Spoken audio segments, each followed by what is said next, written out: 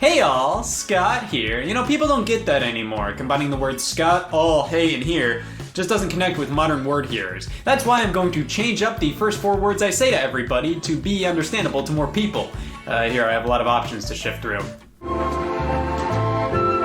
Hi gang, it's Scott. Welcome to Scottsburg. Everybody? No, just Scott. Guys, look, a me! I played Fling Smash. People of you. Hey, anybody up for tennis? I bought a hat. I'm talking about Reboots. I like that one. Remember this? No, you don't. He had black hair instead. Take it. You got a beloved franchise on your hands. Scrap it. Start over again. That's the key to success, at least with most media now. Reboots are a hot ticket item these days. They're constantly getting pumped out within the television and film industries, but video game reboots are what we're talking today. I think reboots are totally understandable from a business perspective. After a series has been around for a while and there's a big fat number at the end of the title, apparently, massive turnoff. Mario Party 10, well, I have to play 1 through 9 before that. I mean, I'm completely guilty of this mindset. If there's a game I'm interested in, but it's a sequel, most of the time I'll want to make sure I either play the previous games or at the very least have a good understanding of them. That's why we see so many new games from old franchises with no number, no new subtitle, just the series name. Easily the biggest trope of the video game reboot, getting rid of all that garbage. Modern Warfare 4, nobody knows what the hell that is. Here's how it should be. I cannot wait to see the next couple Modern Warfares. Whether it's to give a series a fresh start or because the publisher's worried people won't buy into a game called Doom 4, taking a pre-existing franchise and making a new entry that is newcomer friendly, ignores previous continuity, starts anew and has a boring stupid title to appeal to both potential new fans and longtime fans alike, that's like a game developer's favorite pastime. Reboots just make sense. They can appeal to newcomer and veteran fans.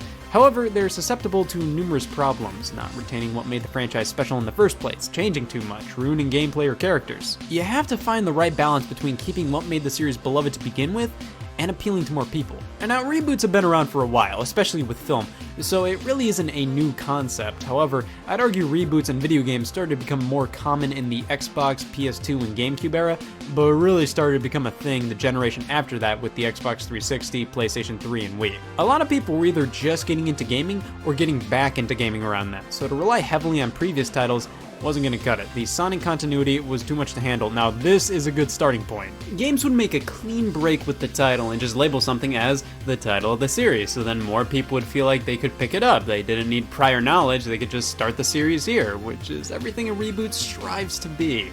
Sometimes we got reinventions of a game in a more modern style, a return to form, or the best thing a reboot can ever strive to be, gritty. As gamers got older, so did a lot of their tastes, so it was a hip thing to take an E-rated franchise and M it all up. I always looked at Bomberman and said, well, that's not right, where's the angst? I just got back from Spencer's Gifts, I'm ready for this. Bomberman Act Zero is possibly the most definitive way to not reboot a series. I guess Hudson Soft wanted to take Bomberman and turn it into something that could rival Gears of War with its persistent use of brown and gray. This game knows how to use no colors, and they redesigned one of the most iconic characters in all of gaming and turned him into something your mom wouldn't approve of. Bionic Commando, so this technically is a sequel to the original Bionic Commando on NES. You might have played this and asked, what happens next?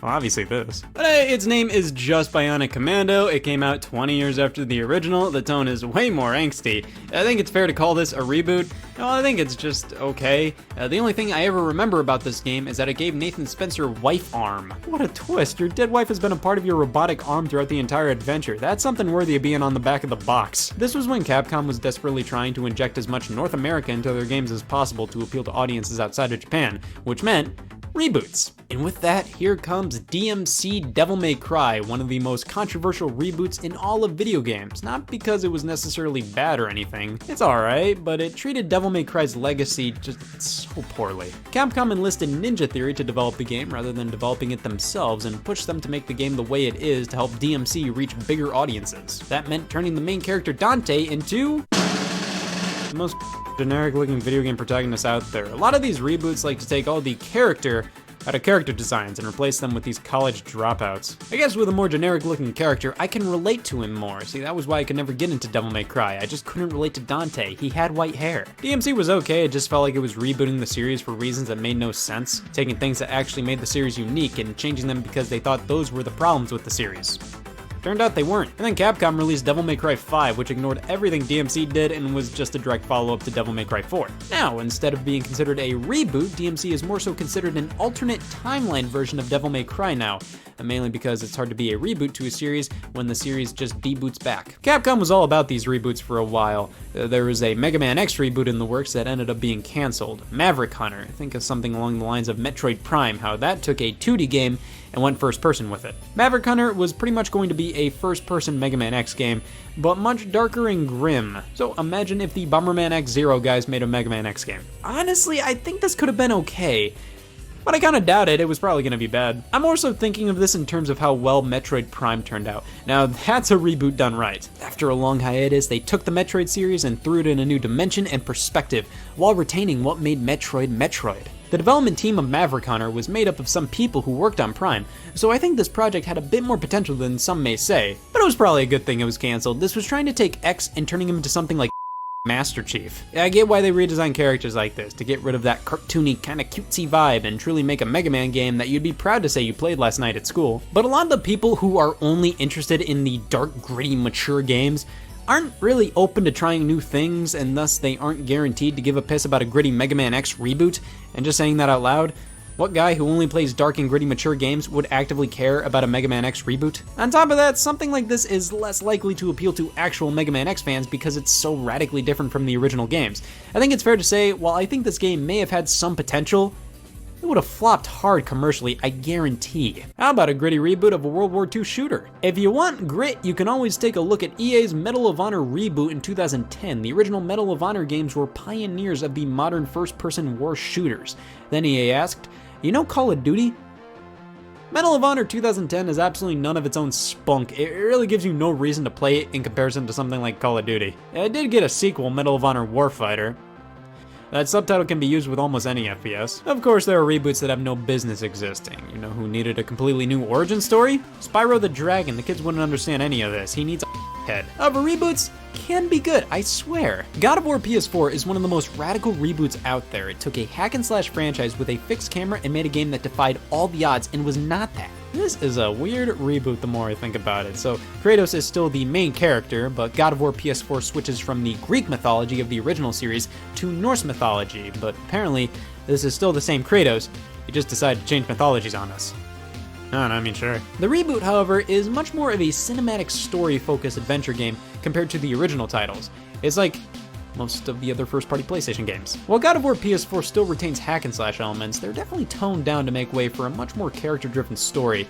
I can appreciate that, and I think the characters pop much more with its changing gameplay. It's just this feels so similar to a lot of the other games Sony Studios are making that I can't help but think the original style was more unique in comparison. This felt much more like a game called God of War. So whatever, I still like playing this more than God of War 3. Wolfenstein has been through so many reboots now, I don't know which of these is real. One of the most influential series ever when it comes to first-person shooters. Well, the first major reboot was Return to Castle Wolfenstein in 2001, followed up by Wolfenstein from 2009, and then rounding things out with Wolfenstein The New Order in 2015. Return to Castle Wolfenstein was pretty great at the time, and Wolfenstein The New Order and the games that followed it are definitive modern Wolfenstein games in my opinion. I think these are fantastic modern representations of the series.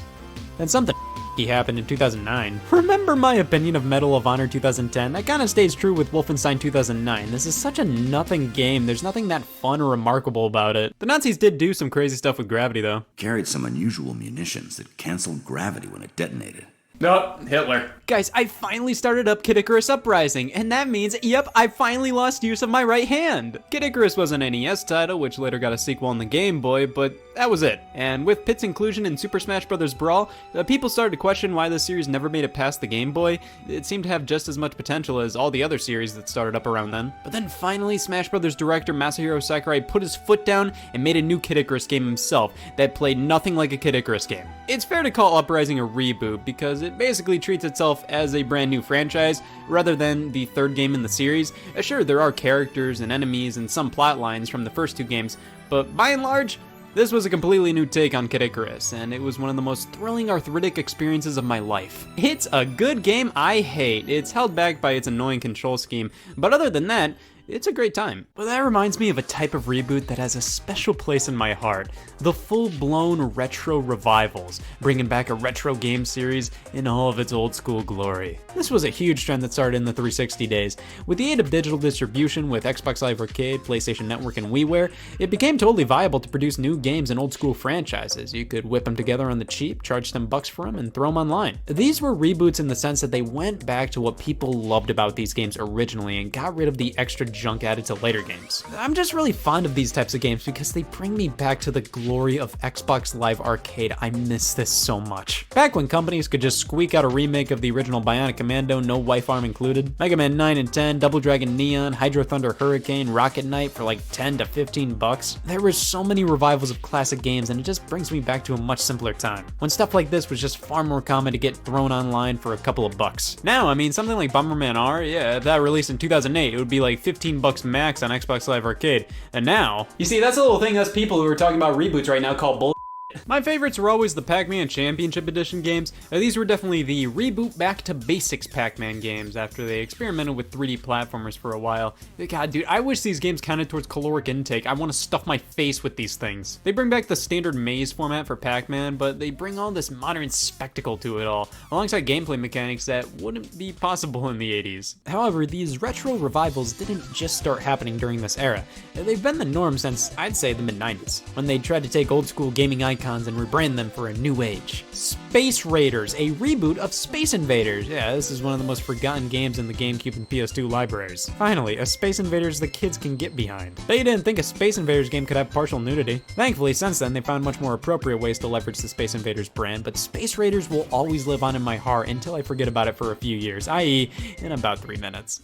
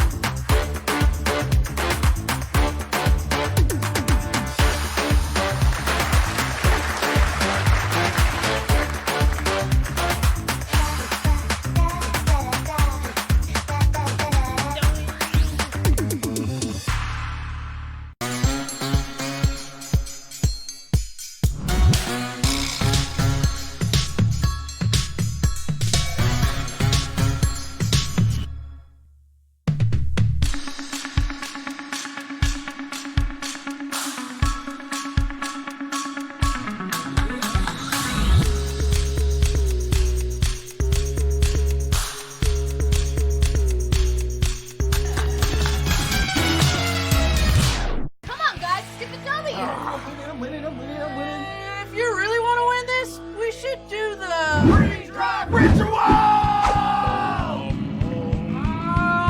Silence! TBH, the elixir! Elixir? I brought Dr. Pepper. Dr. Pepper is the elixir.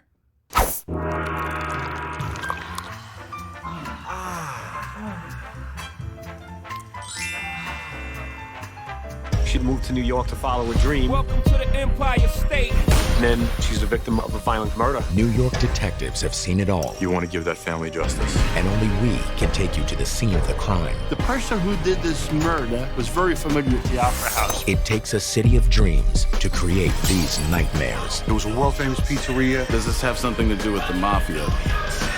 New York Homicide, a new series, premieres Saturday, January 1st, only on Oxygen True Crime.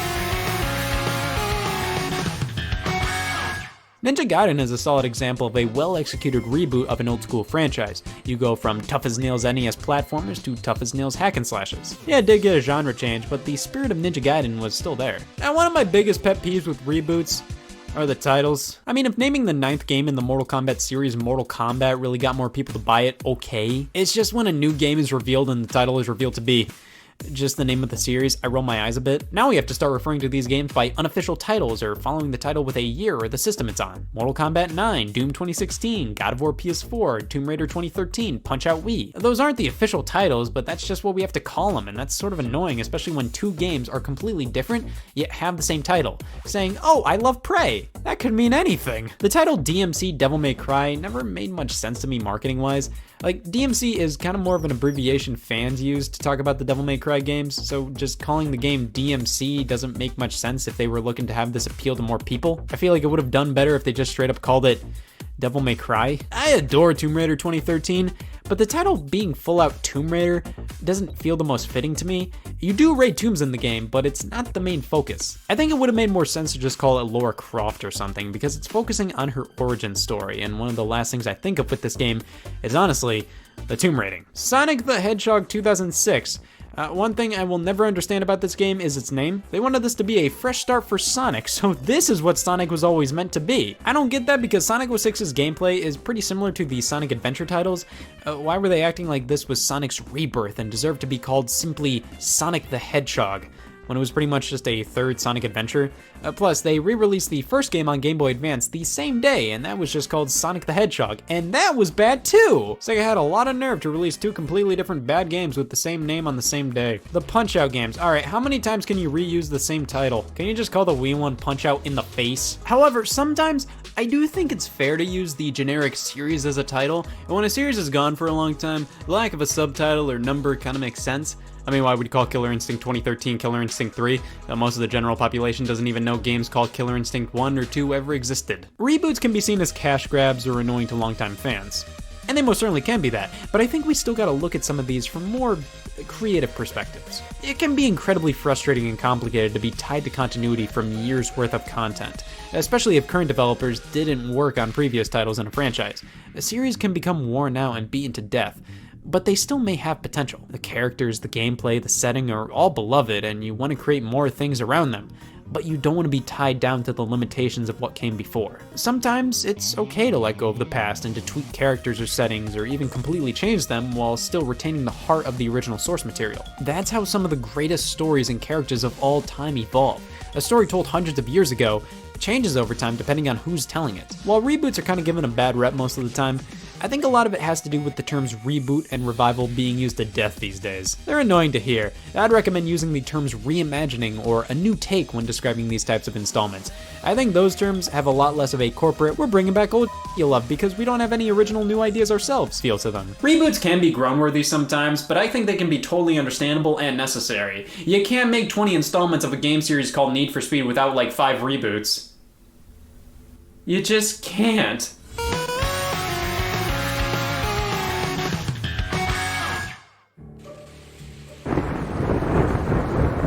Hey y'all, Scott here, quick. What's the first thing you think of when you think mysterious? Mysteries, right. There are so many questions in life that are left unanswered, like what's the point, why bother, and who cares? That's why I'm scouring the closet for answers to gaming's greatest mysteries, like, didn't Luigi say in Mario Golf? Alright, we have the answer to why the Xbox One cases are the way they are, and oh hey, check this out, it's my first fan art of Madden. Okay, and yeah, I got invited to a dinner party by Chet Shaft. He used to be my manager when I worked at Games on a Shelf, and then I quit / ran the store out of business. I think I put this with all the other letters I don't want to deal with. You have been cordially invited to a dinner party celebrating us all making it this far in life. I knew living would get me somewhere someday. I mean, me and Chet aren't friends, we're more so he hates me friends, but this dinner party seems to be an apology for lashing out at me. You think you know how to run a business? I know a guy with a NASA shirt, okay? I earned this job! I miss the lack of trauma. I should probably stop by for just a bit. Now, under normal circumstances, that means no stupid Nintendo game talk. I'm gonna be a little too busy at the dinner party. But I thought ahead. I pre-recorded myself talking about gaming mysteries. Hey y'all, Scott here. Oh, God, I sound like that? As a player of all things video games, I think it's fair to say I deserve answers. Mysteries are what keeps humanity at the edge of their seats. It's absolutely terrifying knowing you don't know something. Is the Loch Ness Monster real or was it just a fist? But with video games, these things can be so complex and have such lengthy histories to them that either some things are just left unexplained or theories and urban legends arise. These mysteries can range from, can you jump the flagpole in Super Mario Bros. To, is Luigi dead? One of the most notorious urban legends in video games was with Super Mario 64 and Luigi in that game, and it wasn't whether he said or not, because this isn't Mario Golf. He wasn't even there. See, up until Mario 64, we've had a pretty good ratio of games with Luigi to games without Luigi. He was playable in all the mainline Marios prior to 64.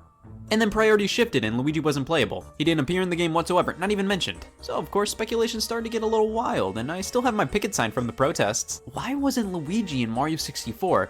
Was he just that well hidden in the game? Well, ever since the game launched, many fans noticed this sign in the courtyard of Peach's castle. Now, under normal circumstances, it's gibberish, but when we slide the Virgin Gogs on, we can make out that it potentially says L is real 2401. Now, what does that mean? No sex for me, thanks. Many took this as a hint, proof that Luigi was real alright and he was in Mario 64 after all. So let's dissect this phrase. L is real 2401. Well, Luigi is real, and the only thing in Mario 64 with a number that high would be the number of coins in the entire game. After all, you get a star for collecting 100 coins in each level. That lends credibility to the fact there could be a reward for collecting every single coin in the whole game, and that reward would be related to the letter L. Problem is, there isn't 2,401 coins in Mario 64, so that's a problem. And as a bonus, collecting them all doesn't do anything. However, we can look into this even harder. L is real 2401 may just correlate to Paper Mario's release on the Nintendo 64. Luigi was real in that game, I saw him. And 2401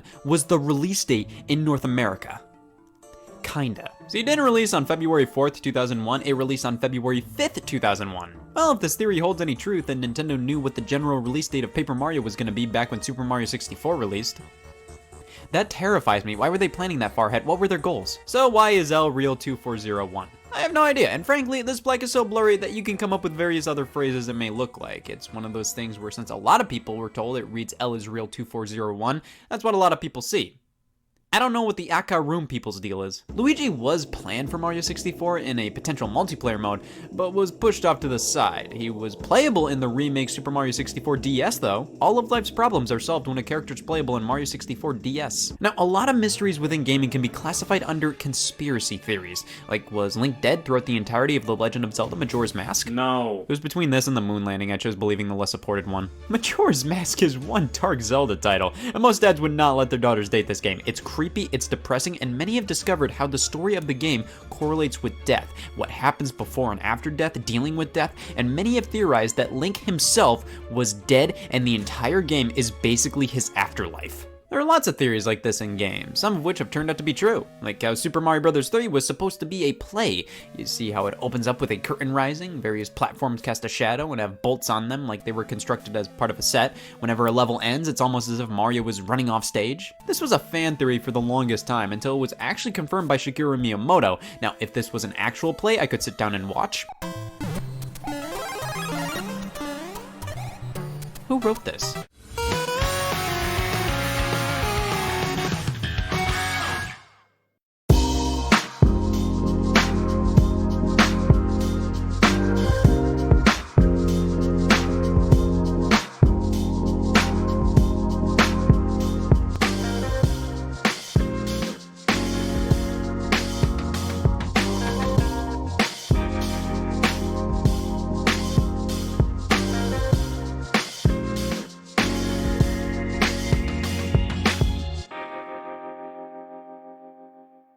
What's the recipe for surprising the kids, treating yourself, and ditching dish duty? You're looking at it. Order your Pizza Hut faves like original pan, original stuffed crust, and more at pizzahut.com. No one out-pizzas the Hut. Wait a minute.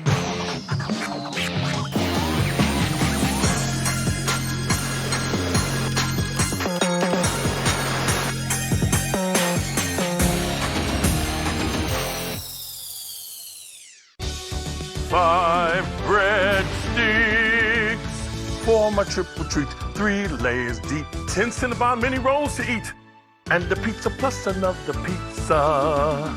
The triple treat box, only from Pizza Hut. Hi, Hi, thanks for joining the Payne Motors quarterly earnings call. And now I'll turn you over to our new CEO. The numbers last quarter were rough. Mea culpa. Well, not mea culpa, actually. Vea culpa. Let's sell the crap out of this car. It looks like the car was assembled by a spider on LSD who also had bad taste. It tested well. American Auto premieres January 4th on NBC and watch 2 episodes now on Peacock. Chucky will return. Welcome home. Until then, watch the hit series from the beginning, streaming now on Peacock.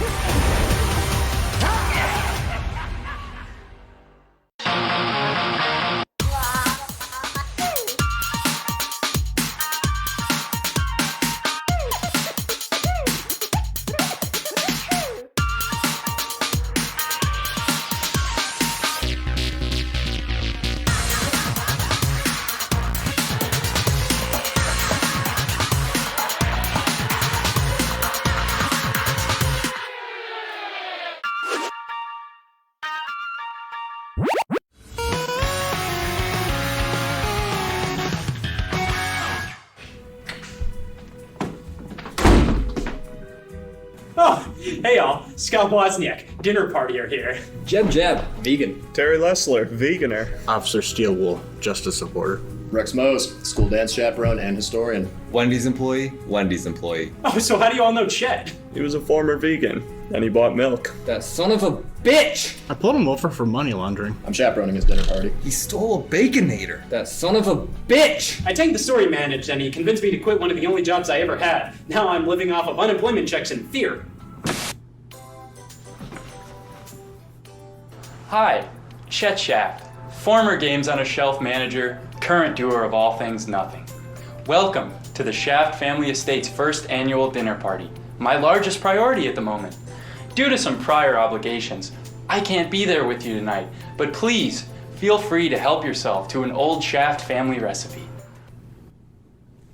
This is Jimmy John's. But then we go from theories to just the unexplained. Parts of games that were just never understood and remained elusive for so long. In GoldenEye 007, on the very first level, players noticed a building in the distance. You can just barely see it, and rumors floated around about being able to grab a boat and make your way over there, potentially getting some rewards. But no, this area is more or less placed there for show. While the developer's original intent was exactly what fans speculated, it was scrapped and just kept there as a scene setter. If that island didn't exist, the immersion would crumble. Everybody has their happy place. They wouldn't make the t-shirts if that wasn't the case, and mine is Shiverburn Galaxy and Super Mario Galaxy 2. Such a fun level. There's fire and ice. Can't ask for much more than this. Sometimes I like to hit up to go into first-person view and look up at the mountains. Everybody has their happy place, and mine is Fleet Glide Galaxy and Super Mario Galaxy 2. These ominous figures appear in Shiverburn Galaxy if you look up in first person. 3 beings just looking at you throughout the entire level. It doesn't matter where you are, as long as you can look up at the mountains, they'll be there, watching you. Now in Super Mario 3D Land, at the end of World 4-4, if you wait around, someone or something will fade in and fade out. Shiverburn Galaxy, I can sort of see these guys as a weird little thing accidentally getting thrown into the game. You know, they're ink blot tests. In 3D Land, this was a completely deliberate addition where one of the developers said, I want to make some kids themselves. The Shaft family would like to express their gratitude to all attendees of the dinner party tonight. Terry Lessler and Jet, thank you for your strong acts of veganism.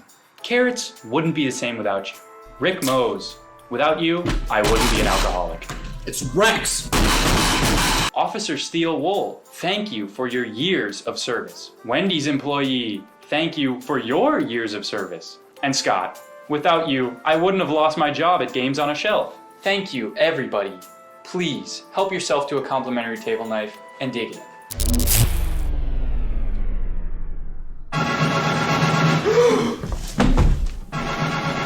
He's dead! Alright, listen guys, I'm not one to leave the party early, but when people start getting murdered, that's where I draw the line. Yeah, somebody's been murdered. Yeah. Yeah, can you pick that up on the way home? No, okay, we can leave. Okay, Chet said the party's over at 9. He's dead. We at least owe him this. I'll stay. I'm free. Listen, we can get the murder stench out of here by listening to some good old-fashioned video game mysteries. Yeah, of course. Let's talk a series with just as many mysteries as it has dead civilians. Somebody died! Grand Theft Auto San Andreas has a little bit of something for everybody. Gunplay, driving, not Bigfoot. The existence of Bigfoot in San Andreas has always been a huge rumor. Apparently within the forest, you could find Bigfoot lurking around. This is also a game where ghost cars can chase after you. A developer on the game stated that Bigfoot was in there at one point, but he was told to take it out for the final release. However, there's supposedly a 10% chance of seeing Bigfoot. There's also no Bigfoot model in the game's code, so I don't know about this one. Alright, so we all hated Chet, right? Yeah. He's a born-again carnivore, he's led many to unemployment, he's money laundered, he's wronged all of us. Who's to say one of us isn't the killer? That's right. If we can't leave, we might as well find out who viciously murdered Chet. Oh, I love puzzles. Guys, listen, one of us may be a murderer, but we're all human at the end of the day. Let's just listen to some gaming mysteries about Luigi and call it a night. Wasn't that the guy who said Mario Golf? Luigi's Mansion. Scary, right? It's my go-to box art to piss myself to. Well, there are a few parts of the game that have some sinister and chilling implications. Like, that is what you call a dead baby. But there was one part in the third area of the game. After a bolt of lightning strikes, we can see Luigi's shadow is hanging in the air, implying that Luigi is hanging himself. Now, was this an intentionally chilling addition to the game, or was it a glitch due to the game's camera being at an angle it's not usually used to, which accidentally pushed Luigi's shadow up higher than usual? Huh. This is great. It's like a murder mystery with the murder and the mystery. You're taking this pretty well, man. Who's to say you're not the killer? You're acting pretty carefree right now for someone whose life's at stake. It's a murder, not a tax audit. We'll be fine. Well, what about the Wendy's employee? Nobody ever suspects the Wendy's employee. Well, what about Steel Wool? He has a gun. Jim has a knife. Yeah, for fun, not for murder. Guys, deep down, we can all be a murderer if we want. So let's just get down to the bottom of this. By a show of hands, who here murdered Chet? Damn it. Some mysteries aren't too sinister and were just unknown aspects of games, like jumping the flagpole in Super Mario Bros. I mean, when I played this game, I would sometimes think, I'm gonna do it. And guess what?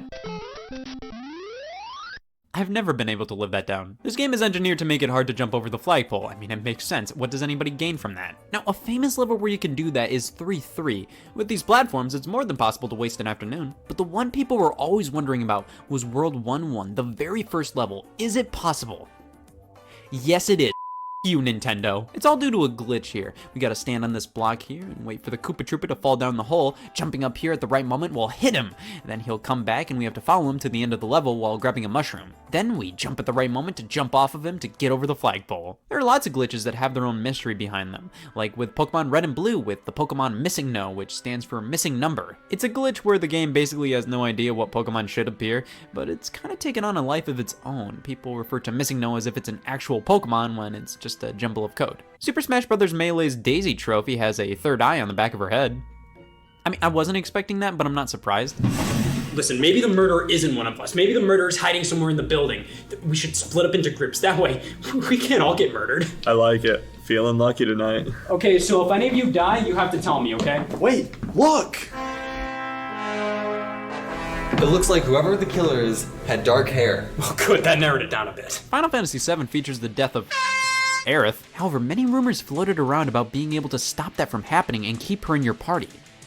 You cannot. A lot of these mysteries are formed by what fans want to see, or what the game says and just never elaborates on. Street Fighter 2, Ryu says the infamous phrase, "You must defeat Shenlong to stand a chance." Now, I'm sure the localization team at the time said, "Oh yeah, people will like this. It really makes Ryu seem determined to win." When in reality, everybody said, "Who the f*** is Shenlong?" It was a mistranslation of Ryu stating, "If you cannot overcome the Shoryuken, you cannot win." There was a lot of mystery surrounding who Shenlong was for the longest time, with the magazine EGM just refusing to put out the flames. They were well known for their April Fool's hoaxes, and one of them happened to be details on how to find Shenlong and some background to the character. Capcom themselves have joked about the character, fake announcing him for Street Fighter 4, and similarly, the original Mortal Kombat featured some extra code, Ermacs, and many thought Ermac was a secret character. They added him eventually. Alrighty, so now that we're all alone, we're all friends here. Who the are you? We're just gonna cut to the chase. Were you the murderer? The only thing I kill is not abstinence. So it's possible you killed him. That's impossible. I hate murder. So do I, but you don't see me bragging about it. You know, that's it. I've had it. Good luck not murdering people. Murderers.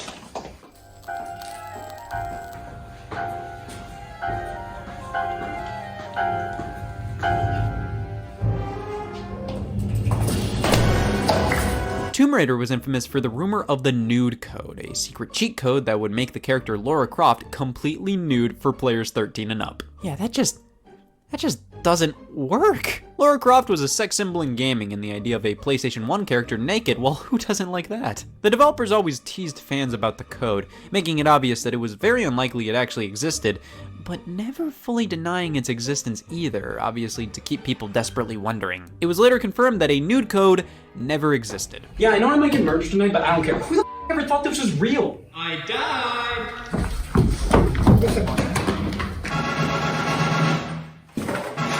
Lung cancer. The murderer not only killed Shed, but peer pressured Jevin to death. He was like that when I got here. Sonic CD features a sound test option after inputting a code. When we're at the sound test, we can listen to all the sounds and music in the game, and if we select these specific options and hit start,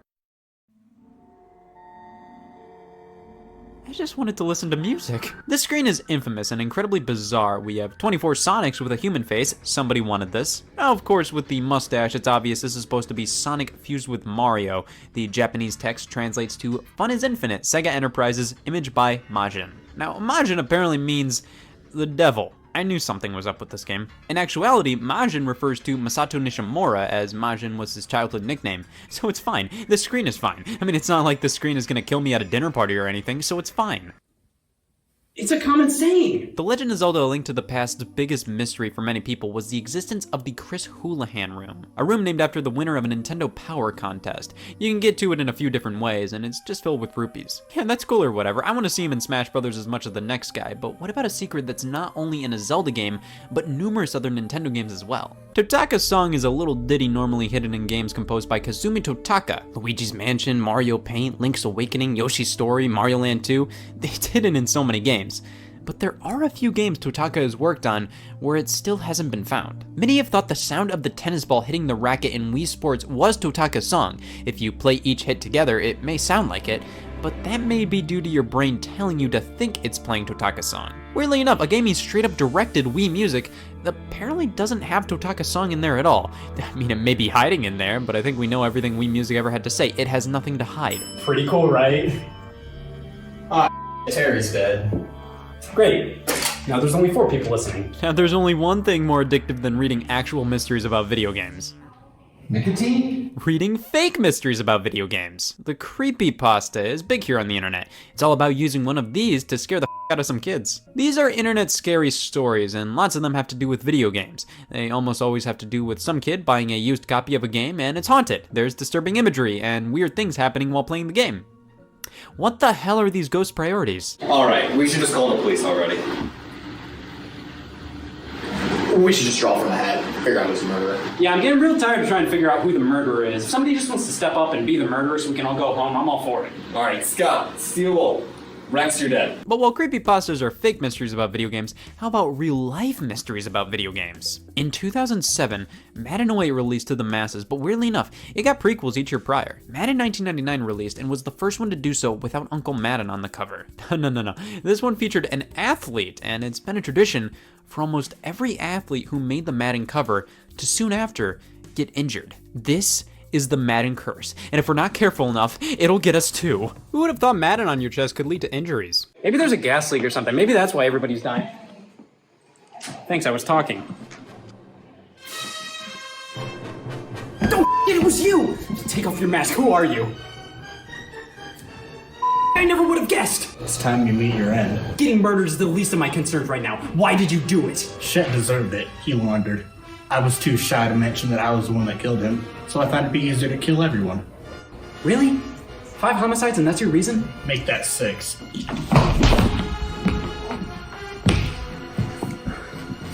You ever hear of the Madden curse? Oh, my foot. I did it. I solved the mystery. I have seen a lot of murders in my day, and all 6 of them were today. The guys are all getting treated for murder at the hospital. They should all be fine. I'm pretty happy nothing happened to me, though. I have jury duty tomorrow, which means I can't die. If I don't show up, I'll go to prison.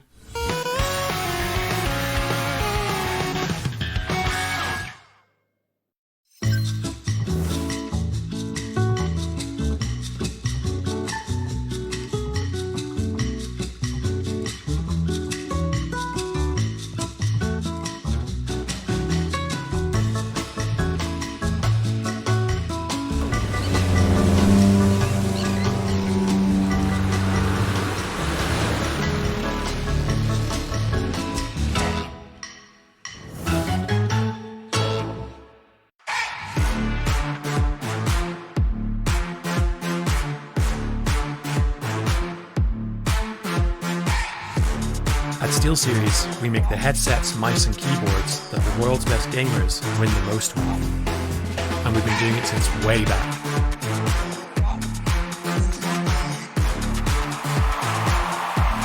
It's up to you how far you go, but whatever you do, go for glory.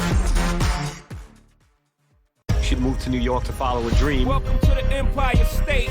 And then she's a victim of a violent murder. New York detectives have seen it all. You want to give that family justice. And only we can take you to the scene of the crime. The person who did this murder was very familiar with the Opera House. It takes a city of dreams to create these nightmares. It was a world-famous pizzeria. Does this have something to do with the mafia? New York Homicide, a new series, premieres Saturday, January 1st, only on Oxygen True Crime. These are the employees' cars. You can do whatever you want to something if it's on your property. Legally speaking, that's not... Let's go make a car. What are you doing to my car? Stealing your hubcaps. It's fine. I'm the new CEO. American Auto, January 4th on NBC. And watch 2 episodes now on Peacock.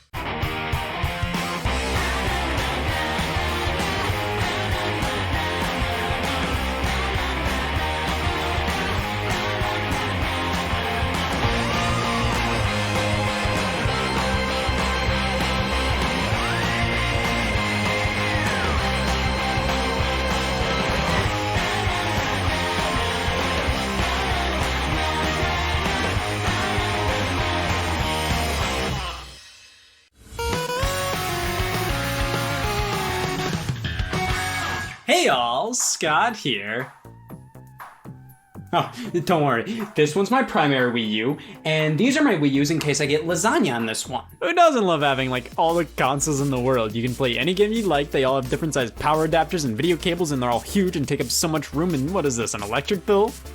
There's a virgin tax? Should probably unplug one of these. I hate how video games or products were just expected to either throw away or keep everything we'd ever need to use them. Like, the only way you can play Deadman's Quest is to buy the PlayStation 3 hardware plus a PlayStation Move controller. That's up. Why can't I play these old games on the box I already have? Instead, I have to keep a GameCube on standby. But the thing is, some game consoles have us covered, and it's one of the most beautiful things I've ever seen, and I've seen 4 Wii U's plugged in at once. Backwards compatibility is something everybody wants, but nobody will use. Having your new game console be able to play your old collection of games is wildly convenient. I mean, that means out of the box, it has a vast library of existing titles. And not only that, but it's easier to warrant buying a new console and selling your old one. You can still play your old games, plus new ones as well. Yup, backwards compatibility sure is great, which is why God doesn't want us to have it. Backwards compatibility is something the video game industry thinks they want to do, and then they take it away and bring it back, give up, try again. It's not a standard. Some console generations have nothing but backwards compatible consoles, and then the next era comes along and they wipe our memories. Playing PlayStation 1 games on a PlayStation 4? Bull.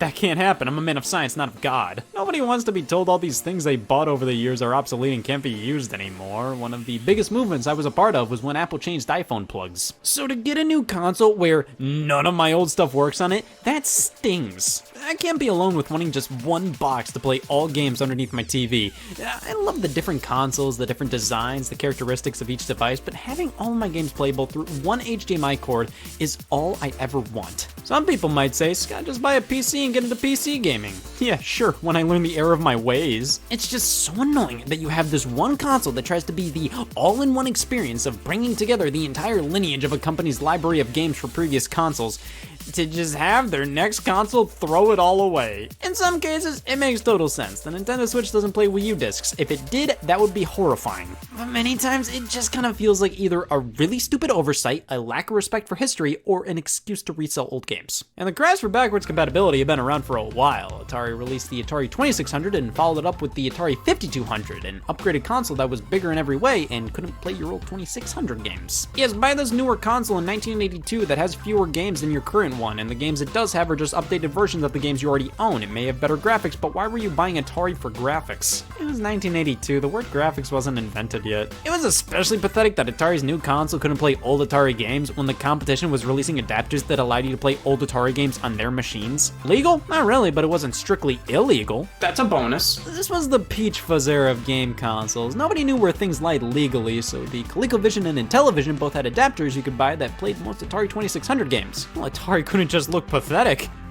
They were Atari! So they released their own adapter for the Atari 5200 that played Atari 2600 games, and it only worked with certain models of the 5200. Imagine if this banana was the Atari 5200. Sure, using cartridge adapters was a way to get backwards compatibility, but it's just clunky. You wish you could just plug every cartridge into the same slot. Having an adapter on standby isn't that much more convenient than just keeping the old console. Well, Atari fixed quite a bit with their next system, the Atari 7800, basically what the 5200 should have been all along. It wasn't backwards compatible with the 5200, but was backwards compatible with the 2600. So now you can play all your Atari 2600 games in 1986. God. The 7800 credit, it was the first console with backwards compatibility built in without needing cartridge adapters, but by the time it came out, who cared? The problem with doing backwards compatibility this way meant the cartridges for your new system had to be shaped exactly like the old ones, or else you'd have to make 2 different cartridge slots. And that would just simply drive up costs, because you see, backwards compatibility may not be included with many consoles due to how much it would take to cram an old console into this new console. So that's why back in the day, many companies opted for the adapter route, like Sega. The Sega Master System happened, we just have to accept it. And when Sega started work on their next console, the Sega Genesis, did they really want to include a Master System cartridge and card slot on this new system? I mean, that would be nice, but the Master System wasn't the biggest success. Hearing that the Genesis could play the existing Master System library, I would be thrilled if I knew what that meant. So Sega decided to release an adapter instead, the Power Base Converter. Plug this into the cartridge slot and we can actually play the majority of the Master System library on the Genesis. So what, like 4 games? Weirdly enough, the Genesis has all the hardware to play Master System games baked inside, it just doesn't have the cartridge and card slots. This only truly works with the Genesis Model 1, though with some finagling you can get it to work on the Model 2, and over in Europe a redesigned converter was released that works with this model, and then the Model 3 is only compatible with, nothing. The Super Nintendo was supposed to have backwards compatibility with the NES in some form, whether a cartridge adapter or actually being included via the console itself, but Nintendo didn't want people to evolve that quickly. Many were a bit miffed that they couldn't play their old games on the SNES, but that didn't stop them from really digging shit. I think this was a true testament to the power of backwards compatibility. The Sega Genesis had it via an adapter, the Super Nintendo sold more. The Atari 7800 had it built in, nobody cared. It's a great feature, but it obviously doesn't affect sales all too much. Though if you really wanted to play older games through your SNES, you had options. The Super Game Boy allowed you to play Game Boy games on the system. Not sure if this really counts as backwards compatibility since the Game Boy is handheld, more so an outlet for the Super Nintendo to express itself. This is awesome. It's great to be able to play these games via a method that doesn't stink. But of course, it only plays Game Boy games. What about Game Boy Color games? Well, the same year the Game Boy Color released, in Japan only, Nintendo released an updated Super Game Boy, the Super Game Boy 2. It could play Game Boy games and now had the ability to hook up a link cable to play multiplayer Game Boy games.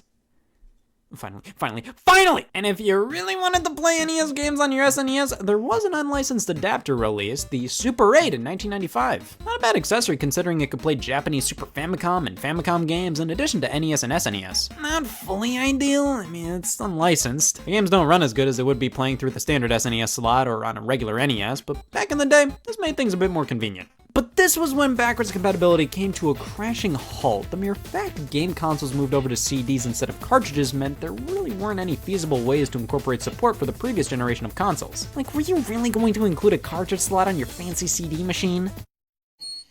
Sega, you son of a bitch. Well, on the Sega Saturn, this is really only for stuff like memory cards, but it looks nearly the right size for something like a Sega Genesis cartridge. At least Nintendo stuck with cartridges, which meant they could totally make the Nintendo 64 compatible with the SNES. Totally. But with handhelds, man, these things were backwards compatible all the time. You couldn't stop these things from being backwards compatible. They were backwards compatible for breakfast. The Game Boy Color could play Game Boy games, the Neo Geo Pocket Color could play Neo Geo Pocket games, all Wonder Swans played Wonder Swan games, and hey, at least with the Nintendo 64, if you plug in the transfer pack, you can play Pokemon Red, Blue, and Yellow through Pokemon Stadium on the Nintendo 64 and nothing else, because just keep your old Super Nintendo to play the rest of your Game Boy games on the TV. This is the mentality that I hate. Like, is there any reason why I shouldn't be able to play Game Boy games on the Nintendo 64? I have to keep my Super Nintendo if I want to play it on the TV? Well, there was an adapter to play Game Boy Advance, Color, and Game Boy games never made publicly available called the Wide Boy 64, developed by Intelligent Systems for the Nintendo 64. This was pretty much used to test Game Boy games, play on a TV in competitions and in demo stations. It's crazy this was never turned into a retail product, but just keep your Super Nintendo, you dumb bitch. Backwards compatibility was almost always a conversation point with consoles that never ended up even going that route. I believe Sega considered giving the Dreamcast the ability to play Sega Saturn games. Why wouldn't they do that? Well, why would you say your console can play a Ghost? But with the Saturn only truly being very popular in Japan, they might have played around with the idea of the Japanese Dreamcast being the only model compatible with Saturn games. Nothing about that sounds even close to a good idea, which means it must have been a Sega idea. And then when the Dreamcast was about to explode, Sega tried to get Microsoft to include Dreamcast compatibility on the Xbox. See, that would have been cool, but it's just sort of weird. Like, oh, the Xbox is compatible with this entirely separate game company's games from a completely different game console. It's just natural. What do you mean the Wii won't play Betamax? The Game Boy Advance, of course, could play Game Boy and Game Boy Color games on it, now with black borders free of charge. You can even change the aspect ratio if you're a creep. Of course, the old cartridges really like to make sure you know you're playing them. These things stick out so hard, everybody on the bus will know what you're doing. Thankfully, the GameCube brought back full-blown Game Boy support with the Game Boy Player. You may not have been able to play Nintendo 64 cartridges on this thing, but you could play nearly all Game Boy Color, and Game Boy Advance games. Except the Game Boy Advance video cartridges. We were so close to a new tomorrow. They just wouldn't work. Of course, this was to stop you from recording these videos onto a VHS tape and distributing them. The market for VHSs have all grown up. Volume 1, huge. Now with the PlayStation consoles, these were notoriously backwards compatible. The PlayStation 2 could play nearly all PlayStation 1 games. You could even use the same controllers and memory cards. And with the PlayStation 3, that was designed to be the ultimate thing. PS1 and PS2 games were set to be playable on specific models. All PS3s could play PS1 games, not all PS3s could play PS2. And then they stopped producing PS2 compatible PS3 systems entirely. At least PS1 was supported all the way through, but God, what a mess. The Nintendo DS could play Game Boy Advance games, only Game Boy Advance games. You know, to think of it, the Game Boy Micro had that limitation as well. No Game Boy or Game Boy Color support. And then to be fair, those cartridges were like 5 times the size of that thing, so it made sense. The DS had 2 cartridge slots, one for DS games and one for GBA games. The inclusion of a GBA slot felt more like an escape plan though. Like, hey, if the DS doesn't do well, we can still sell it as a Game Boy Advance. When they revised the DS with the Nintendo DS Lite, the GBA slot remained, but now the games stuck out like how games stick out on a DS Lite. It was pretty bad. And then with the Nintendo DSi going forward, they removed the GBA slot. Why? Because they ran out of holes to put here. The Xbox 360 was set to be as backwards compatible with the original Xbox as possible. How did they do? 461 out of 1001 ain't bad. So, what's the deal with this? Well, the Xbox 360 doesn't have that original Xbox spunk baked into it. Instead, Microsoft decided to update the 360 gradually throughout its life to enable support for specific older titles to run via emulation. At the end of the day, roughly half the library is supported. Not terrible, not amazing, definitely Microsoft. Playing these games on 360 works, and many of them look much better being played here, though there are various technical problems with quite a handful of them. I've never come across anything unplayable. The game supported work well enough, but Microsoft ended adding original Xbox games to the 360 about halfway through the system's life. That's something you notice with the backwards compatibility. The companies just give up. The Wii, GameCube support, the whole 9 yards, 4 controller ports and 2 memory card slots. To the 80-year-olds who bought a Wii for Wii Sports, I'm sure these ports horrified them. Of course, it doesn't work with the Game Boy Player. As a kid, I was adamant these two could connect in some way, and because of that, my picture's still up at Nintendo customer support. But then with future revisions of the Wii, they stripped them of all things GameCube. And obviously to cut costs, but everybody freaked out when they did this. Even though the people freaking out already owned a Wii with GameCube support at this point. At least the Wii U always had support for Wii games, though its method of doing so was pretty clunky. You'd have to enter Wii mode to play Wii games. The system basically turned off and back on again, and bam, it's a Wii now. I mean, it works, and Wii games look really good running on a Wii U, but it is just unbelievably clunky to have to go into a completely separate mode of the system to play Wii games. Like, sure, that means most games will have full compatibility if you have the whole Wii menu set up and whatnot, but it's just weird. Like, oh man, can I access the Wii U system settings through here? No, you're in Wii mode now. The Nintendo 3DS always had support for DS games, which is a godsend. They look kinda foggy on the original model, but look pretty slick on later ones. I was surprised it didn't pull a GBA on the Nintendo DSi and remove compatibility for the DS later on. Like, why? The DS cards fit in the 3DS card slot. They would have had no reason to do it, but that's the Nintendo way.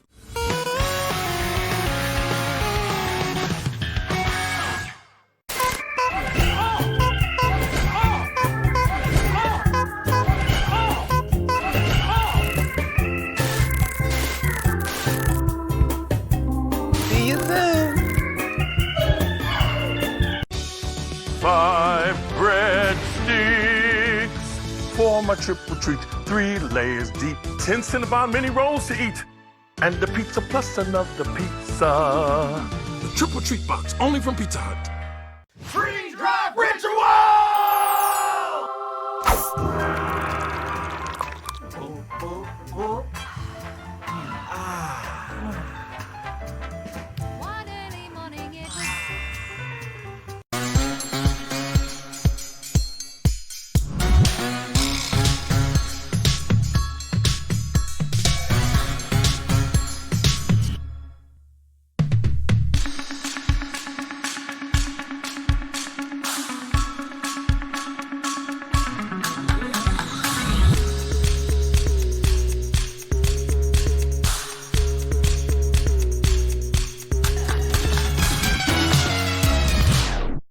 What's the recipe for surprising the kids, treating yourself, and ditching dish duty? You're looking at it. Order your Pizza Hut faves like Original Pan, Original Stuffed Crust, and more at pizzahut.com. No one out-pizzas the Hut.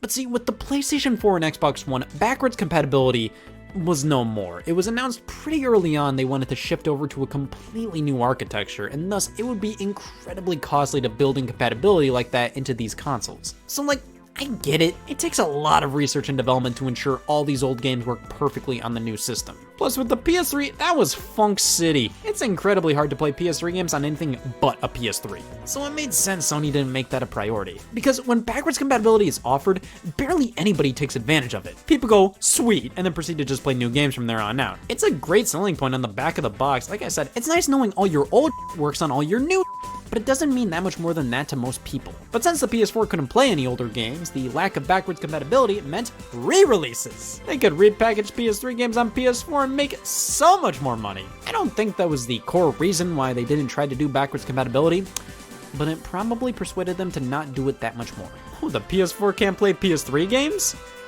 Oops. I like re-releases because they give companies an excuse to put together the definitive release of a title with all the DLC and the best graphics and the stupidest box art. It was just funny to me how some of these were called remastered editions when the original release came out like yesterday. The Last of Us remastered a year after it came out, but somehow the Xbox actually did something right. In 2015, it was announced the Xbox One was actually becoming backwards compatible with Xbox 360 after all, and in 2017, the original Xbox was added to the fray. The way they did it was somewhat similar to the Xbox 360's backwards compatibility. Over time, certain older games were added to the support list, but this time, they were ensuring each and every one was as optimized for the Xbox One as possible. Many backwards compatible games look and run so much better on Xbox One than they ever did on 360 or the original Xbox. The main issue here is, again, not all titles are supported, especially with the original Xbox. You can use the original discs, but that just unlocks a downloadable version of the game. Nothing's playing off the disc here. So that means you have to download this game to your hard drive, more space is being used up on your console. However, it's great to have backwards compatibility at all, even if it's just a bit limited. Over on the PlayStation 4, you can stream PlayStation 3 games through PlayStation Now, but nobody gives a and at least with the PlayStation 5 and 4th generation of Xbox, they are nearly fully backwards compatible with PS4 and Xbox One, which is exactly what I like to see. But going over the history of this stuff really hits home how much most companies and customers for that matter just don't care. It's really unfortunate, but the PS4 didn't have backwards compatibility, and it made the Xbox One say uncle. The Wii U had backwards compatibility, the Nintendo Switch didn't. What happened? The world's worst riddle. But hey, there is a little thing called forwards backwards compatibility. I have this adapter to play Game Boy Advance on the Super Nintendo.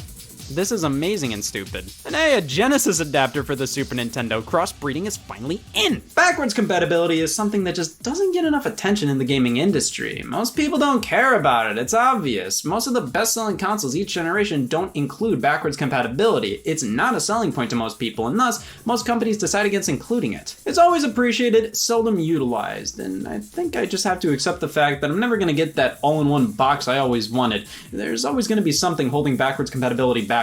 And you know what? I've moved on. I don't need that box, and I've also let go of the past. I sold 3 of my Wii U's. If only something was backwards compatible with it.